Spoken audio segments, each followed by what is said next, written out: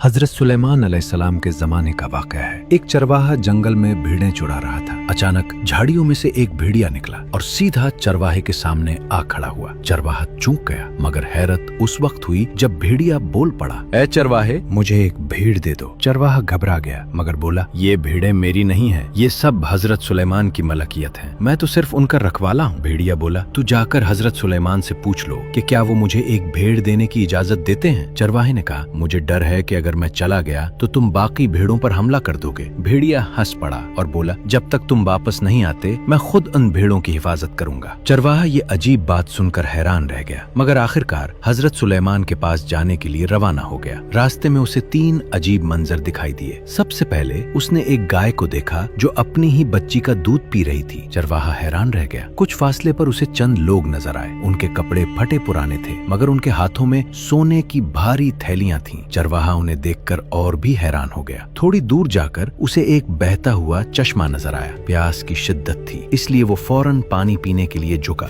मगर जैसे ही करीब गया तो बदबू इतनी शदीद थी कि वो फौरन पीछे हट गया। आखिरकार वो हजरत सुलेमान अलैहिस्सलाम के दरबार में पहुंचा और सारा वाकया बयान किया। हजरत सुलेमान अलैहिस्सलाम ने फरमाया, भेड़िए को इजाजत है कि वो एक भेड़ लेकर खा ले। फिर आप अलैहिस्सलाम ने चरवाहे से फरमाया, जो पहला मंजर तुमने देखा वो आखिरी जमाने की निशानी है। एक वक्त आएगा जब माएं खुद अपनी बेटियों को फितनों में डालेंगी ताकि दुनियावी फायदा हासिल करें, और जो दूसरे लोग तुमने देखे जिनके पास सोना था मगर हालत फकीर जैसी थी, वो उन लोगों की मिसाल है जो हराम तरीकों से माल कमाते हैं। हराम माल में बरकत नहीं होती, इसीलिए वो अमीर होकर भी फकीर नजर आते हैं। और जो तीसरा मंजर था वो उन झूठे आलमों की मिसाल है जिनका जाहिर तो बहुत अच्छा होगा मगर बातिन दुनिया की लालच और गंदगी से भरा होगा। ये सुनकर चरवाहे के दिल में खौफ पैदा हो गया। उसने कहा, मैं इस जमाने के फितनों से अल्लाह की पनाह मांगता हूँ। फिर वो वापस रवाना हुआ। जब वो वहाँ पहुँचा तो हैरान रह गया। भेड़िया वाकई भेड़ों के दरमियान बैठा उनकी हिफाजत कर रहा था। चरवाहे ने कहा, हजरत सुलेमान ने तुम्हें इजाजत दे दी है, तुम एक भेड़ मुंतखब करके खा सकते हो। भेड़िए ने रेवड़ की तरफ देखा, चंद लम्हे गौर किया और आखिरकार एक कमजोर और बीमार भेड़ को मुंतखब कर लिया। चरवाहे ने हैरान होकर पूछा, तुमने यही भेड़ क्यों चुनी? भेड़िया बोला, क्योंकि ये अपने रब के जिक्र से गाफिल थी। जो अपने रब की तस्बीह से गाफिल हो जाए वो बड़ी आजमाइश में पड़ जाता है।